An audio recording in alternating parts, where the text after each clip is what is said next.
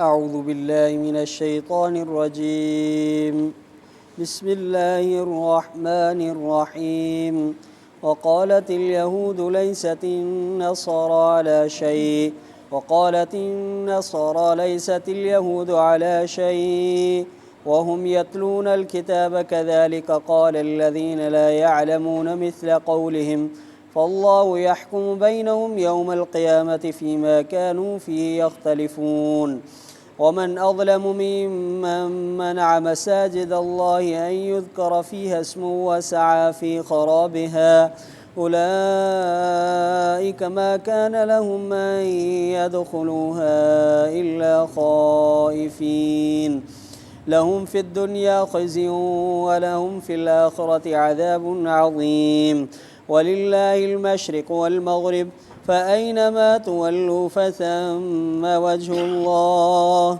إن الله واسع عليم وقالوا اتخذ الله ولدا سبحانه بل له ما في السماوات والأرض كل له قانتون بديع السماوات والأرض وإذا قضى أمرا فإنما يقول له كن فيكون وقال الذين لا يعلمون لولا يكلمنا الله أو تأتينا آية كذلك قال الذين من قبلهم مثل قولهم تشابهت قلوبهم قد بينا الآيات لقوم يوقنون إنا أرسلناك بالحق بشيرا ونذيرا ولا تسأل عن أصحاب الجحيم ولن ترضى عنك اليهود ولا النصارى حتى تتبع ملتهم قل إن هدى الله هو الهدى ولئن اتبعت أهواءهم بعد الذي جاءك من العلم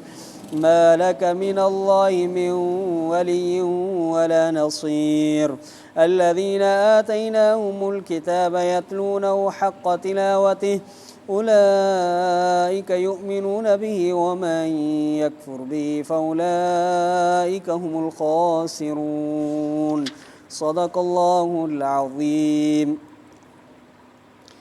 ऐं चयो यहूदियुनि त नाहिनि नसारा कंहिं बि शइ ते ऐं चयो नसारनि त नाहिनि यहूदी कंहिं बि शइ ते हालांकि ये तिलावत कनि था पढ़नि था किताब खे अहिड़ी तरह चयो उन्हनि माण्हुनि जेके न पिया ॼाणनि या नथा ॼाणनि इन्हनि जे कौल वांगुरु इन्हनि जे ॻाल्हि वांगुरु पोइ अलाह ताला फ़ैसिलो फ़रमाईंदो इन्हनि जे विच में क़यामत जे ॾींहुं जंहिंमें इहे इख़्तिलाफ़ कंदा हुआ ऐं केरु माण्हू वधीक ज़ालिम आहे उन माण्हू खां जंहिं रोकियो अलाह जे मस्जिदुनि खां जो ज़िकिर कयो वञे इन में उन जो नालो ऐं कोशिशि कई उन जे वैरान करण में इहे अहिड़ा माण्हू आहिनि जो नाहे इन्हनि जे लाइ मुनासिब दाख़िल थियणु इन्हनि मस्जिदुनि में मगर ख़ाइफ़ थी करे इन्हनि जे लाइ दुनिया में ख़्वारी आहे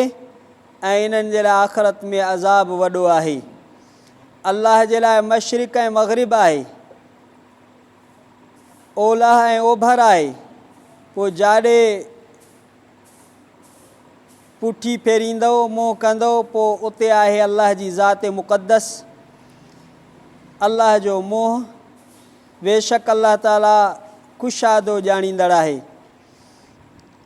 ऐं चयूं त वरितो आहे अल्लाह ताला औलाद खे पाक आहे उन जी ज़ात बल्कि इन जे लाइ हर उहा शइ जेका आसमाननि में आहे ऐं ज़मीन में आहे सभु शयूं इन जे लाइ फ़र्माबरदारी कंदड़ आहिनि नए सिर ठाहींदड़ आहे आसमाननि जो ऐं ज़मीन जो जॾहिं फ़ैसिलो फ़रमाए थो कंहिं बि मामले जो पोइ रुॻो फ़रमाए थो इन जे लाइ थी त पोइ थी थो पवे ऐं चयो उन्हनि माण्हुनि जेके न पिया ॼाणनि छाजे लाइ नथो ॻाल्हाए असां सां अल्लाह या आणे तूं असां वटि को मौजज़ो का निशानी अहिड़ी तरह चयो उन्हनि माण्हुनि जेके इन्हनि खां पहिरियों हुया इन्हनि जी ॻाल्हि वांगुरु मिली जुली वियूं आहिनि हिकु जहिड़ियूं थी पियूं आहिनि दिलियूं इन्हनि जूं बेशक बयानु कयोसीं असां आयतुनि खे अहिड़ी क़ौम जे लाइ जेका यकीन रखे थी बेशक असां मोकिलियोसीं असां तोखे हक़ सां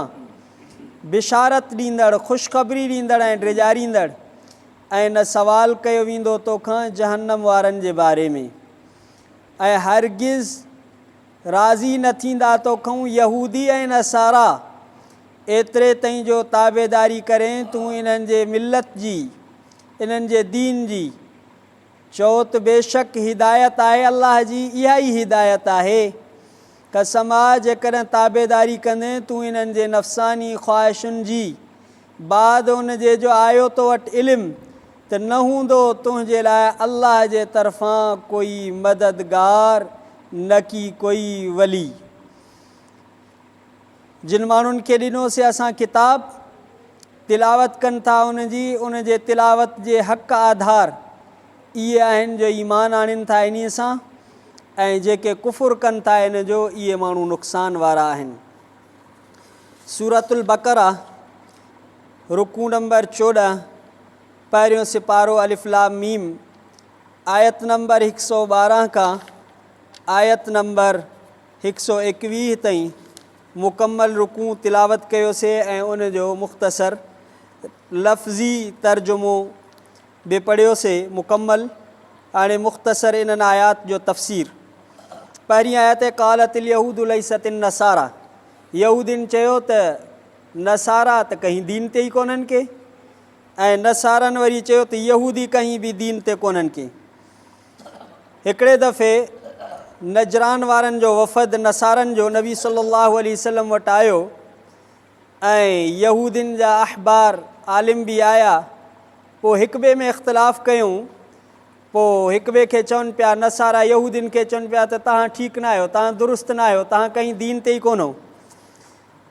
ऐं यहूदी वरी उन्हनि खे चवनि पिया तव्हां दुरुस्त न आहियो, तव्हां ठीकु न आहियो। यहूदी ईसा अलैहिस्सलाम जो इनकार कनि पिया, इंजील जो कुफ़ुर कनि पिया, ऐं नसारा वरी मूसा अलैहिस्सलाम जो ऐं तौरात जो इनकार कनि पिया। जेके अरब वरी हुया उन्हनि वरी चयो मुसलमाननि जे लाइ, नबी सल्लल्लाहु अलैहि वसल्लम जे लाइ, उन्हनि वरी चयो त इहे बि कहीं दीन ते कोन्हनि के। ईअं हाणे जीअं हर कोई माण्हू पंहिंजो पाण खे हक़ थो सम्झे, बाक़ी खे ग़लति थो सम्झे, यहूदी ईअं चवंदा हुया।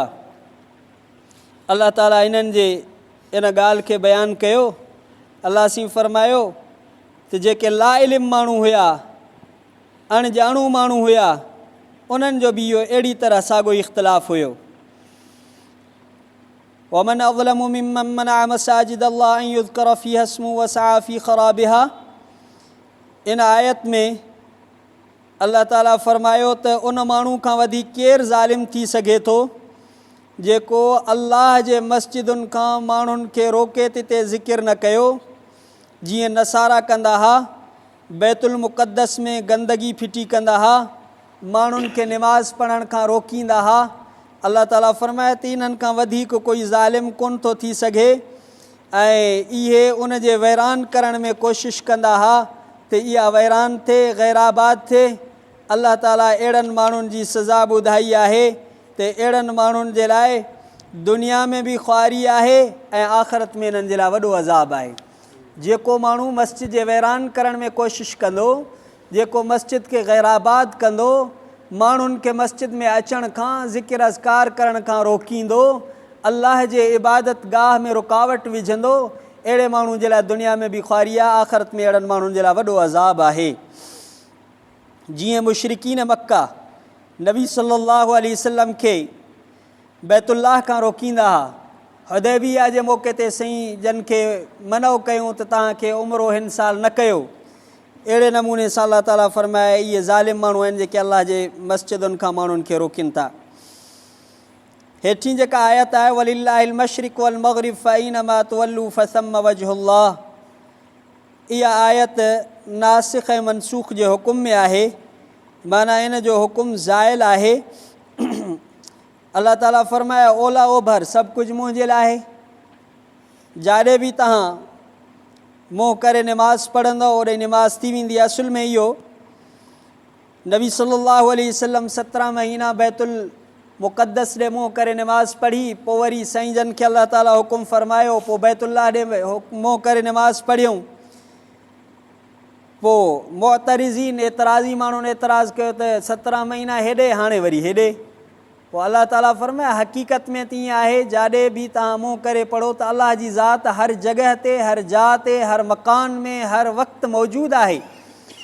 पर पोइ अलाह ताला हुकुम नाज़िल फ़रमायो त हाणे तव्हांखे इहा आयत मनसूख़ आहे त तव्हांखे क़िबले ॾे मुंहुं करे, काबतुल्लाह ॾे मुंहुं करे निमाज़ पढ़णी आहे।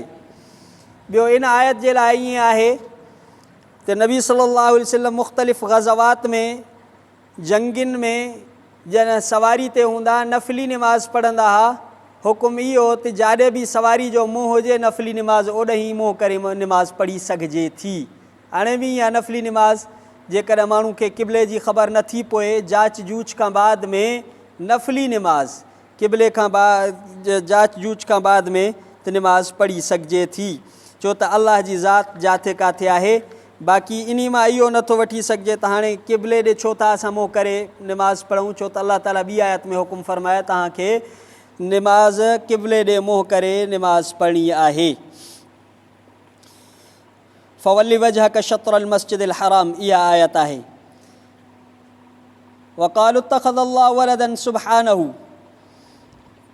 इन आयत में अल्लाह ताला फ़रमायो, बुख़ारी शरीफ़ में हज़रत इब्न अब्बास रज़ी अल्लाह तआला अन्हु खां हदीस रिवायत आहे, नबी सल्लल्लाहु अलैहि वसल्लम खां रिवायत कनि था, फ़रमाई अल्लाह ताला फ़रमाए थो कज़्ज़बनी इब्नु आदम, इंसान मूंखे कूड़ो थो करे, माना अलाह साईं खे, तौबा नऊज़ बिल्लाह, वलम यकुन लहू ज़ालिक, इन इंसान जे लाइ इहो मुनासिब न आहे जो अलाह जी ज़ात खे तकज़ीब करे। अलाह साईं फ़रमायो त इंसान मुंहिंजे शान में गुस्ताखी करे थो ऐं इहो इन जे लाइ मुनासिब न आहे। पोइ तशरीफ़ फ़रमायूं त कूड़ो कीअं थो करे, त अलाह साईं फ़रमायो त मां मुअलनि खे जहिड़ो कंदुमि। माण्हू चए थो त वरी मुअलनि खे अलाह कीअं जहिड़ो कंदो, या मुंहिंजी तकज़ीब कई। अलाह साईं फ़रमायो त मूंखे औलाद कोन्हे, माण्हू चवनि था त अलाह साईं खे औलाद आहे। अलाह साईं फ़रमायो पोइ मुंहिंजे शान में इहा गुस्ताखी था कनि। ईअं अलाह जी ज़ात पाक आहे, हर तरह जे ऐब खां, नुक़्स खां, औलाद खां, इन्हनि समूरी दुनिया जे असबाब खां अलाह जी ज़ात पाक आहे। बदीउस समावाति वल अर्ज़, अलाह साईं पंहिंजी सिफ़त ज़िक्र फ़रमाई त आसमान ऐं ज़मीन खे नए सिर ठाहींदड़ आहे। बदी अहिड़ी सिफ़त खे चइबो आहे जंहिंजो अॻु में को नमूनो गुज़रियो न हुजे, जंहिंजो को नक्शो न हुजे, जंहिंजो को मॉडल न हुजे। असां वटि केॾा बि दुनिया में माहिर मिस्त्री हुजनि, जेसिताणी नक्शो उन्हनि खे न मिलंदो, जेसिताणी उन्हनि खे मॉडल न मिलंदो, तेसिताणी उहा सही नमूने सां बिल्डिंग ऐं तामीर न करे सघंदा।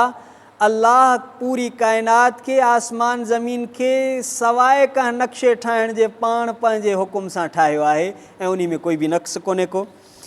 अल्लाह साईं जो हुकुम ईअं ईंदो आहे जॾहिं कंहिं मामले जो अल्लाह ताला इरादो फ़रमाईंदो आहे, पोइ उन खे फ़रमाईंदो आहे कुन फ़यकून, थी त पोइ थी पवंदी आहे। छा जा कलाक, छा जा मिंट, छा जा असबाब, छा जी मोहताजी, कंहिं हुकुम जो अलाह साईं खे करिणो हूंदो आहे पोइ फ़रमाईंदो आहे कुन फ़यकून, पोइ हा ॻाल्हि थी पवंदी आहे, अखि छिंभ खां बि वधीक अॻु में। अॻिते अलाह ताला कुझु एतिराज़ात ऐं आख़िरी आयतूं बयानु फ़रमायूं त ला इल्म माण्हू एतिराज़ इहो था कनि। नबी सल्लल्लाहु अलैहि वसल्लम खे चयूं त जेकॾहिं तूं सचो रसूल आहीं, जीअं तूं चवें थो ऐं तूं सम्झें थो, पोइ अलाह ताला असां सां ॻाल्हाए त असां ॿुधूं। इहा अलाह ताला फ़रमाए त माण्हू ईअं चवनि था।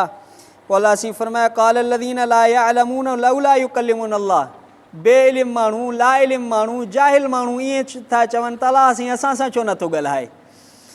या ॿियो वरी इहो मुतालबो था कनि त को मौजज़ो तूं खणी अचें, असां उन खे ॾिसूं त पोइ असां तोखे नबी बि मञंदासीं ऐं अलाह जे उलूहियत ऐं वहदानियत खे पोइ तस्लीम कंदासीं।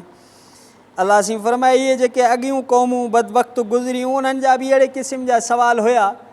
उन्हनि जूं दिलियूं ऐं अहिड़नि ला इल्म बेशऊर ॼट माण्हुनि जूं दिलियूं तक़रीबन साॻियूं ई आहिनि। हालांकि अलाह साईं फ़रमाए क़ुर में असां हर शइ खोले खोले बयानु कई आहे, पर सम्झ में उन माण्हू खे ईंदी जंहिंजो अलाह जी ज़ात ते यकीन हूंदो। अल्लाह सी फरमाए इन्ना अरसलना कबिल हक़, हबीब करीम सल्लल्लाहु अलैहि वसल्लम असां तोखे हक़ सां मोकिलियो आहे।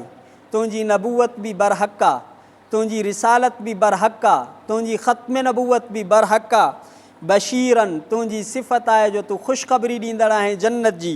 नज़ीरन तुंहिंजी सिफ़त आहे जो तूं जहन्नम खां माण्हुनि खे डिॼारींदड़ आहे। वला तुसअलु अन अस्हाबिल जहीम, तोखां क़यामत जे ॾींहुं जहन्नम वारनि जे बारे में सवाल कोन थींदो त हे जहन्नम में छो वियो। तुंहिंजी ज़िमेदारी कहिड़ी आहे? तुंहिंजी ज़िमेदारी सिर्फ़ु एतिरी आहे जो तबलीग करणु, माण्हुनि ताईं क़ुर खे पहुचाइणु, माण्हुनि खे दीन ॿुधाइणु। पोइ जहन्नम में वञनि था, पोइ तोखां इहो सवाल कोन थींदो त इहे माण्हू छो जहन्नम में विया, इन्हनि छो ईमान न आंदो। बाक़ी यहूदियुनि जी अल्लाह ताला आख़िरी आयत में तबीयत, फितरत ऐं उन्हनि जी आदत बयानु कई त वलन तरदा अनकल यहूद वलन नसारा, यहूदी ऐं नसारा तोखां कॾहिं बि राज़ी कोन थींदा। नबी सल्लल्लाहु अलैहि वसल्लम खे अल्लाह सी फरमायो केसिताणी हता ततबे मिलतम, जेसिताणी उन्हनि जे दीन जी ताबेदारी न कंदे। हाणे सभु रंग ऐं ढंग आहिनि त हिते हीअ आहे, हुते हीअ आहे। यहूदियत जो असुल इहो आहे त पूरे जहान में यहूदियत हुजे। नसरानियत जी कोशिश इहा आहे त पूरे आलम में नसरानियत हुजे। अल्लाह ताला फरमाए जेसिताणी इन्हनि जे मिलत जी ताबेदारी न कंदे तेसिताणी तोखां राज़ी कोन थींदा। ऐं जेकॾहिं तूं ईअं कयो बिल फ़र्ज़ वल महाल, ईअं थींदो कोन। अल्लाह ताला नबी सल्लल्लाहु अलैहि वसल्लम खे ख़िताब फरमाए तव्हां असांखे इहो ॿुधायो आहे बिल फ़र्ज़ वल महाल, तूं इन्हनि जे नफ़सानी ख़्वाहिशनि जे कढ लॻी पए त अल्लाह खां पोइ तुंहिंजे तरफ़ का बि मदद कोन ईंदी, कोई तुंहिंजो वली, को वारिस, कोई नसीर कोन हूंदो। जॾहिं नबी सल्लल्लाहु अलैहि वसल्लम खे अल्लाह ताला पंहिंजी इहा अल्लाह ताला वहदानियत ऐं अल्लाह ताला जी बेपरवाह ज़ात आहे जो अल्लाह जे अहकामनि खे जेको छॾींदो पोइ कोई उन जो वली बि कोन हूंदो, कोई मददगार बि कोन हूंदो। अल्लाह सी फरमाए जिन माण्हुनि खे असां किताब ॾिनो आहे उन जी तिलावत कनि था। हाणे असां वटि किताब आहे क़ुर शरीफ़, असां मुस्लमान पंहिंजो जाइज़ो वठूं त क़ुर जी केतिरी तिलावत आहे असां में, केतिरो असां पढ़ूं था। अल्लाह सी फरमाए जिन खे असां किताब ॾिनो आहे उन जे तिलावत जो जेतिरो हक़ अथनि उहे उन जी हक़ अदा कनि था ऐं इहे ईमान आणनि था। जेके इनकार कंदा इहे नुक़सान वारा आहिनि। अल्लाह ताला असांखे नुक़सान खां बचाए। अल्लाह ताला असांखे क़ुर मजीद जे तिलावत करण जी तौफ़ीक़ अता फ़रमाए। अल्लाह ताला असांखे क़ुर मजीद जी एतिरी तिलावत नसीब फ़रमाए जेतिरो उनजो हक़ आहे।